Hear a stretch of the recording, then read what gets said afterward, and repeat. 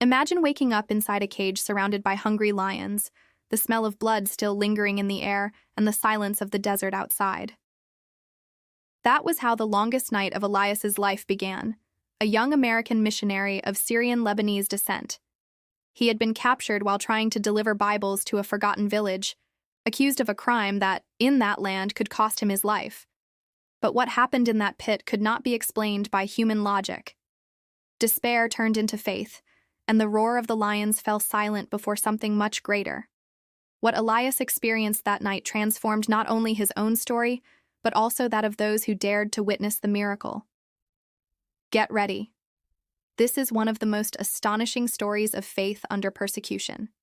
And before we begin, make sure you're subscribed, like this video, and tell me where you're watching from, because this story is going to move you deeply. I never imagined that God's calling would take me to the desert, where the wind blows as if carrying ancient voices and the burning ground seems endless. My name is Elias, and when I left the United States to serve in the refugee camps of northern Syria, I believed I was simply obeying God's voice. I wanted to bring hope, food and water, but also something no starving body could replace: the word that nourishes the soul. I knew the risks, I had heard the stories whispered among missionaries, but there was a fire within me that would not let me turn back. It was as if God whispered, "Go, for there are people there who need to hear me." The first days were intense. The heat was suffocating. The distant sound of bombs was constant. And yet, amid the dust and fear, I saw children smile when given a piece of bread, mothers weep as they received a bottle of water, and men silently express gratitude, knowing that every act of love came from something greater than any religion. I had learned a few words in Arabic, and whenever possible, I discreetly handed out small Bibles hidden among the supplies. It was my way of planting seeds without being noticed. At night, I wrote letters to my mother. God called me to go where few would have the courage to go, I told her. She wrote back with verses, reminding me of Daniel in the lion's den. I didn't know those prophetic words would one day become literal. Sometimes I felt fear, of course. But soon came that silent peace that only the Holy Spirit can give. It was as if he said to me, "I sent you, and I will be with you." There was a man in the camp, a local who often helped me. His name was Karim. He was quiet, observant, and often helped translate the family's needs. I trusted him, until one day I began to feel something different. Looks that had once been kind became suspicious. Karim spoke little but seemed distant, as if something troubled him. One night, as I returned from the distribution field, I heard footsteps behind me. I stopped. The desert's silence is like a muffled scream. I slowly turned and saw a shadow moving away. My heart pounded. The next morning, a Syrian woman handed me a folded note. It was a single sentence in Arabic. "They know." My body froze, the air grew heavy, and for the first time I realized my mission had been discovered. Still, I continued. Delivering the last shipment of supplies was urgent. Families were waiting and I couldn't retreat. It was during that nighttime delivery that everything happened. As I walked among the ruins carrying my backpack, I heard voices behind me. Quick, tense. Before I could react, flashlights lit up my face. Armed men surrounded me. They shouted words I barely understood. I tried to explain. "I'm here to help, please, I'm bringing food." One of them tore the backpack from my shoulders and, while searching it, found the Bibles I had hidden among the supplies. The silence that followed was deafening. The group's leader looked at me with a cold stare and said something I will never forget. "You came to bring the God of infidels to our people." I was tied up and blindfolded, taken to a camp in the middle of the desert. The heat during the day was unbearable, but the night's cold cut through the soul. I was interrogated for hours. A man, the local leader, asked questions in a calm voice but with a murderous gaze. He wanted to know who had sent me, who else was involved, and how many like me were spread across the country. I told the truth, that I was alone, that I only wanted to help. He didn't believe me. He said I would be made an example. Then he declared, "If your God is real, he will save you from the lions." I thought it was a metaphor. But in that region, nothing is symbolic when hatred and power intertwine. I was taken to an abandoned place, where the smell of rust and death mixed with the dry air. When they removed the blindfold, I saw before me a huge cage made of worn-out iron. It was an old zoo destroyed by war, and inside it, shadows moved. They pushed me in. The gate closed with a metallic sound that echoed across the desert. The first thing I felt was the smell. Strong, animal, choking. Then the sound. The deep growl coming from the darkness. I backed away, stumbling over stones on the ground. My heart pounded like a drum inside my chest. And then I saw the eyes, 3 pairs glowing in the dark, watching my every move. Lions. Real ones. Thin, starving, completely wild. Panic took over me. I tried to find a way out, but it was impossible. Outside, the men laughed. One of them pointed a camera while the leader said something about proving that the God of Elias does not exist. I knew they were filming my death. But amid the fear, a memory struck like lightning. Daniel. Chapter 6. I knelt, trembling, and began to pray. I didn't ask to live. I asked that if my death could glorify God's name, He would give me peace. The roar of the lions grew louder. I felt the ground shake beneath their heavy steps as they approached. I closed my eyes and kept praying, reciting every word that came to my mind. My God will send His angel and shut the lions' mouths. Suddenly, silence. I opened my eyes. One of the lions was a few meters from me, staring at me. He took a step forward, then another, and then he lay down. The other followed him. The third just looked at me and retreated into the shadows. I didn't understand. I couldn't breathe. The fear was still there, but something greater had overcome it. I felt a presence, not human, not physical, a presence that filled the place with an impossible peace. Outside, the men were shouting. Some started arguing. One of them, a younger guard, seemed completely paralyzed. He stared at the monitor showing the inside of the cage and didn't say a word. I saw him through the small opening in the bars, his face pale, his eyes brimming with tears. I spent the whole night on my knees, praying. Sometimes I would open my eyes and see the lions lying there breathing beside me, peaceful, as if something invisible had calmed them. I knew it wasn't just a miracle. It was a sign. At dawn, the sun's rays entered the cage, illuminating the dust suspended in the air. I was alive. The lions were still there, motionless. Outside, the leader shouted furiously. He ordered them to leave me there for another day, without water, without food. He said that this would increase the beast's hunger, and that the following night, not even God, would prevent what was to come. But something had changed, not just within me, but also within one of them. The young guard who had remained motionless began to look at me differently. Sometimes he would pass by the cage and drop a piece of bread, pretending it was carelessness. I could hear him murmur in Arabic, something about Isa, the name Muslims use for Jesus. That second night, the fear returned, but it was different. I was no longer fighting to live, but to understand what God wanted to show me. When the roars began again, I sat on the floor, leaned my back against the cold wall, and began to softly sing a song my mother had taught me as a child. You are faithful, Lord. The sound echoed in the cage, and for a moment, it seemed as if the desert itself was listening. Meanwhile, the guards outside watched through the cameras. Some mocked, others looked away. And the young man, the one who hesitated, stayed until dawn. Watching, I saw him cry. That morning I understood something profound. The miracle wasn't just the fact that the lions wouldn't touch me. It was the fact that God was touching hearts that had never felt compassion. I, who had come to the desert to bring the word, now saw the living word inside the cage with me. And there, amidst roars, tears, and faith, I understood the true meaning of being sent. It wasn't about preaching to crowds nor about escaping danger. It was about witnessing the impossible so that others could see the power of God with their own eyes. But dawn was not yet the end.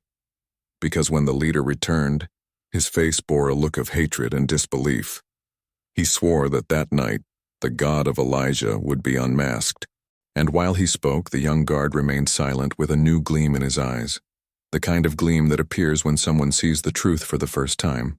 I knew something was about to change again. And deep down, I felt it. My story with those lions was far from over. As the sun began to rise in the desert, the light pierced the bars of the cage and touched my face as a reminder that I was still breathing. I was alive. The lions, who should have torn me to pieces during the night, remained lying beside me, calm, almost serene. The silence was so profound that I could hear the distant sound of the wind blowing through the ruins of the abandoned zoo. Outside, I heard hurried footsteps. It was them, the guards. And soon the furious voice of the leader echoed, laden with disbelief. He shouted as if unable to accept the reality before his eyes. "This is impossible. He should be dead." I remained kneeling, unable to speak, still stunned by what I had experienced. I felt a shiver run through my entire body. But it wasn't fear. It was a certainty. God had been there with me, and he had shut the lions' mouths, as he had promised. I raised my eyes, and for a moment saw something I will never forget. One of the guards, the youngest, the one I always noticed watching from a distance, fell to his knees. He wasn't looking at me but at the ground, and began to murmur something through tears. It took me a few seconds to understand what he was saying. It was the name Isa, Jesus in Arabic. At that moment I realized that the miracle hadn't just been my survival. The true miracle was happening outside the cage. God was reaching a heart in the midst of that spiritual desert. The young guard wept silently, and I saw in his eyes the same faith that had once made me leave home. He had witnessed the impossible, and something new was being born within him, a timid but real light. The leader, however, could not bear what he saw. He ordered everyone to step aside and began shouting at me, calling me a liar, a sorcerer, saying that I had bewitched the animals. He demanded that I be taken away immediately for execution, but the young guard stepped forward and said in a trembling voice that he needed to check something first. The leader looked at him suspiciously and simply replied, "You have until sunset. After that, no God can save you." I was taken from the cage and placed in an improvised cell, chained by my wrists and ankles. The heat was unbearable, the air heavy, but inside me there was an inexplicable peace. I prayed without stopping, and between prayers I heard the sound of approaching footsteps. It was him, the guard. He carried a piece of bread and a bottle of water. He placed everything near me and said softly, in heavily accented English, "I saw your God." Tears streamed down his face as he tried to hide his fear. He said that during the night, while everyone awaited my end, he felt something strong, as if an invisible presence was watching him too. When the lions lay down, I knew. Isa is alive. I could barely answer. I just prayed with him in silence. His faith was born in the midst of the impossible, and it was like a seed growing in dry ground. But not everyone saw that miracle in the same way. Hours later, I heard shouts and sounds of running outside. Someone had discovered that the guard had brought me bread and water. When the leader entered the cell, his gaze was pure hatred. He pushed the young man against the wall and shouted, "You protected him. You will die with him." I tried to intervene, but I was silenced with a blow. The guard remained silent, his head bowed, until the leader left, taking him with him. At that moment, I realized that the price of faith was only beginning to be exacted. Night fell, and I was alone again. The darkness seemed alive, and every distant sound made my heart clench. I didn't know if I would see the sunrise, but something told me that God's plan wasn't finished yet. And I was right. Just before midnight I heard light footsteps, the sound of metal being cut, and then a voice I would recognize anywhere. "Quick, Elias, we don't have time." It was him. The guard had returned, fear etched on his face, but faith pushing him forward. He had decided to free me. I saw in his hands a small blade and the keys he had probably stolen from the commander. The sound of the iron being cut echoed like thunder inside me. I looked at him, trying to understand the reason for such courage. He simply said, "Your God saved me. Now it's my turn to save you." We left the cell in absolute silence. Each step felt like a challenge to death. The moon was hidden, the desert as dark as ink. He guided me through sand tunnels that, he said, were old paths used by smugglers. The air there was dense, suffocating, and every time the wind blew, it stirred up particles of dust that stung our eyes. The distant sound of the guards talking echoed throughout the camp. Any mistake, any noise, and all would be lost. The guard walked ahead, a small lantern covered by his hand. Sometimes he would stop, listen, and signal for me to duck. The tension was so great I could hear my own heart pounding. Suddenly, a noise. One of the soldiers had noticed something strange. The metallic sound of a rifle being cocked cut through the air. We froze. The guard looked at me and whispered, "Run when I say so." I shook my head, feeling fear rise in my throat. In a swift movement, he pushed aside a small wooden plank covering the tunnel exit and shouted, "Now!" We ran through the desert as if hell itself were chasing us. The wind whipped against our faces, kicking up sand and blinding our vision. I heard gunshots in the distance, shouts, the sound of engines starting. They had found out. I ran without knowing where, trusting only his voice which said, "Faster, we're almost there." After a few minutes that felt like hours, we reached an abandoned road. On the horizon, the faint lights of a truck were approaching. The guard raised his arm, waving. It was a humanitarian aid vehicle. I saw the symbol painted on the side, a red cross on a white background. It seemed like a miracle within a miracle. We ran to him, shouting for help. The driver, startled, stopped and opened the door. I climbed in first, exhausted, and threw myself among sacks of flour and boxes of provisions. The guard followed right behind, breathing heavily. He looked at me and smiled for the first time. "You're free, Elias." But freedom, I realized, always comes at a high price. The sound of engines grew louder behind us. The truck was intercepted a few kilometers away. The driver was forced to stop, surrounded by jeeps and flashlights tearing through the darkness. "Stay down," the guard whispered, pushing me to the back of the cargo. I hid among the sacks, my heart pounding as if it were about to explode. I heard voices shouting outside. The leader was among them. With each word, the fear grew. They searched the truck, kicked the boxes, opened compartments. The guard tried to cover it up, saying he'd been kidnapped, that he was carrying stolen supplies. But the lie didn't last long. I heard a blow, a groan, then silence. The truck's back door slammed shut. The driver started the engine and sped off, accelerating through the night. I didn't know what had happened, but something inside me broke. When the truck finally stopped safely, the driver opened the back and looked at me, pale and shocked. "He's gone. They got him."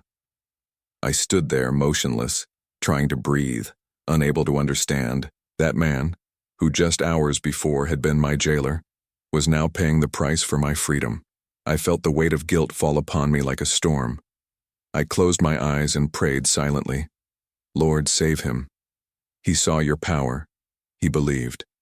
Do not let him die without hope." As the truck drove toward the border, the desert dawned once more. And in that sunrise, amidst the tears and the dust, I knew that faith had triumphed. Even if the world didn't understand, even if men tried to erase what they had seen, there was something no one could deny.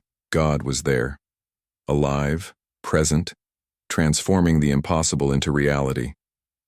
But within me, a new conflict was beginning to arise, because I knew the story wasn't over yet, and the real battle, the one no desert could hide, was still to come. When I crossed the border, I couldn't feel the ground beneath my feet. I was dirty, dehydrated, and silent. The guards from the Christian organization who rescued me seemed to speak to me, but their voices came from a distance, as if the whole world were muffled by an invisible glass. All I saw were flashes of that night. The desert, the gunshots, the guard's face pushing me into the truck and saying that God had freed me. And I, even free, felt trapped. There was no peace within me, only a bitter emptiness, a question gnawing at my chest. Why did I survive and he didn't?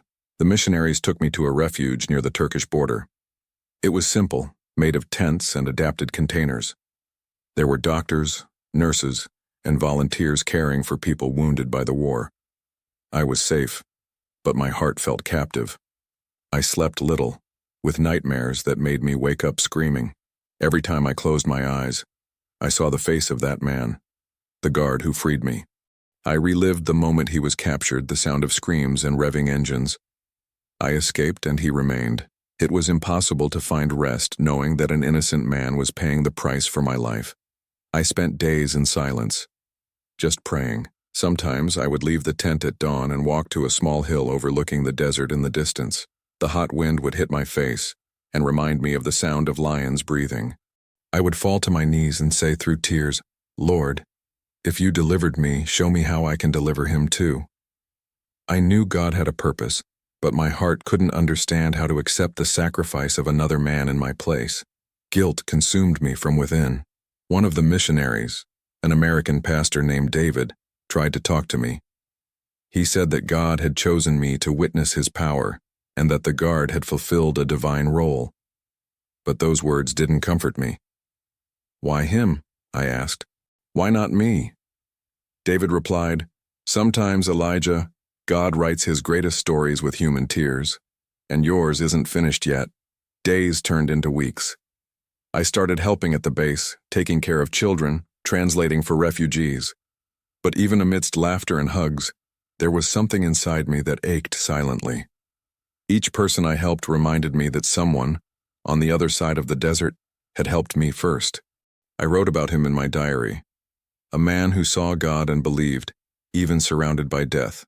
It was on a gray afternoon that I received the news that would change everything. A messenger arrived at the base with a simple envelope with no return address. It was small but heavy in my hands. When I opened it, there was a folded sheet of paper and a note written in Arabic. I asked one of the interpreters to translate. He read slowly, his voice choked with emotion. The guard was executed. He died calling out Isa's name. I felt my whole body collapse. It was as if the ground had disappeared beneath me. I closed my eyes, and the scene replayed in my mind. The desert, the truck, his last look. But there was more in the envelope, a small piece of paper folded several times, almost crumpled. When I opened it, I saw something handwritten, with ink smeared with dried blood. "My God sent his angel and shut the mouths of the lions." Daniel, chapter 6, verse 22. I cried like I had never cried before. Those words, the same verse I had recited inside the cage, now came from the hands of the one who had freed me. His blood stained the paper, but it was as if each drop testified that faith had conquered fear. At that moment, I understood what God wanted to show me. Faith doesn't end with salvation. It continues with sacrifice. The following days were silent. I felt small before something I couldn't understand. And it was in that silence that something new began to be born. I realized that although the guard had died, the seed he received from God was still alive, within me. I had been saved twice, once by the lions, and again by the love of a man who believed in the same God I believed in. Months passed, and I was transferred to Europe with the organization's help. There, I began a new chapter in my life. The churches wanted to hear my testimony, and I, still with a heavy heart, accepted. The first time I stood on the pulpit, my hands trembled. People looked at me in silence, and I said, "I didn't come here to tell a story of survival, but a story of faith, because life is easy when everything goes right. But believing is what keeps you standing when everything collapses." As I recounted my experiences, I saw tears streaming down faces. Young people, the elderly, entire families were moved. I spoke of the lions of the desert, but mainly of the guard. Without saying his name, only calling him my brother in faith, it was impossible not to be moved when I remembered the blood-stained note. Every word that came out of my mouth seemed to rekindle something within people. They understood that faith is not religion, it is surrender. But the more the story spread, the more doubts grew. Soon, criticism began. Some newspapers published that it was all fabricated, that there was no record of a zoo, that it was merely a metaphor used to emotionally influence the faithful. The headlines hurt me more than the chain letters. The missionary of the invented miracle. The lion hoax. Story without proof thrills the unwary. I read every word with a lump in my throat. It wasn't long before online groups started attacking me. I received messages full of hate, accusations, and threats. They said I was tarnishing the image of faith. Others mocked me, posting doctored images calling me a liar. I, who had faced death with courage, now felt afraid of their words. They were new lions, hungry to destroy what God had made. There were days when I thought about stopping. Silently, I wondered, what if they're right? What if everything I've lived through is just a survival delusion? Discouragement overwhelmed me. I slept little, and the memory of the cage returned with force. Only this time the cage was invisible, made of doubts, Till one day, I received a letter. The envelope came from Jordan, and the sender was a name I didn't recognize. Inside, there was a faded photograph of a young man holding a Bible in Arabic. The text read, "I am the son of the one who freed you. My father died saying that Isa was true. Today I preach in the same villages where he served. His faith lives in me."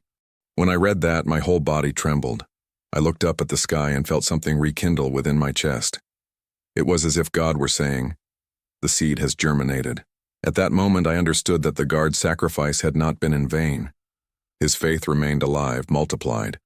The same gospel that once entered a hidden desert now spread through the voices he left behind. After that letter, something changed in me.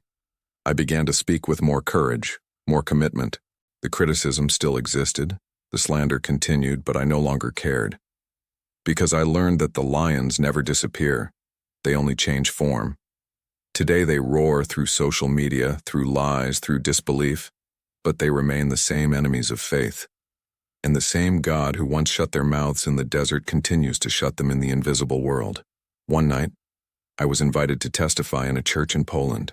It was cold, with white walls and blue stained glass windows that reflected the candlelight. When I climbed onto the pulpit, the silence was absolute. I felt the weight of history, the echo of the roars that still seemed to accompany me. I took a deep breath and began to speak. The lions have changed form, but they continue to roar. Today they roar in nets, in slander, in lies. But the same God who silenced them in the desert still protects me here. People were crying. Some stood up. Others prayed.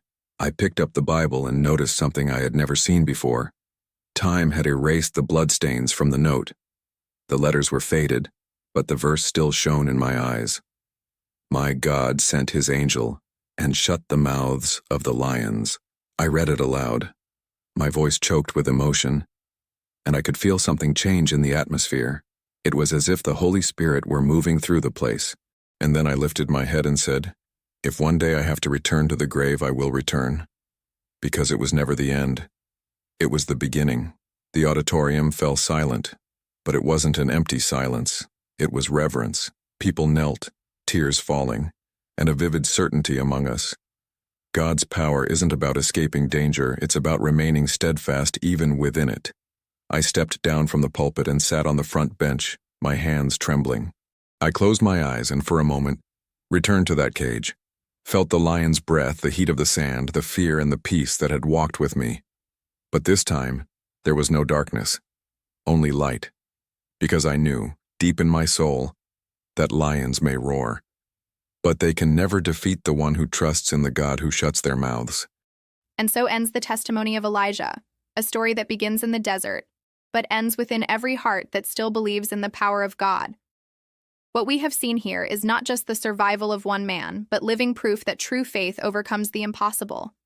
Elijah faced lions, imprisonment, guilt, and even doubt, but he discovered that the same God who delivered him from the pit continues to silence the mouths that roar against his children today. And perhaps that is what the Lord wants to remind you now. No matter how big your pit is, if God is with you, a miracle is still possible. If this story touched your heart, take this moment to subscribe to the channel, leave a like, and help share this message with the world. This makes a huge difference in helping more people discover the power of faith.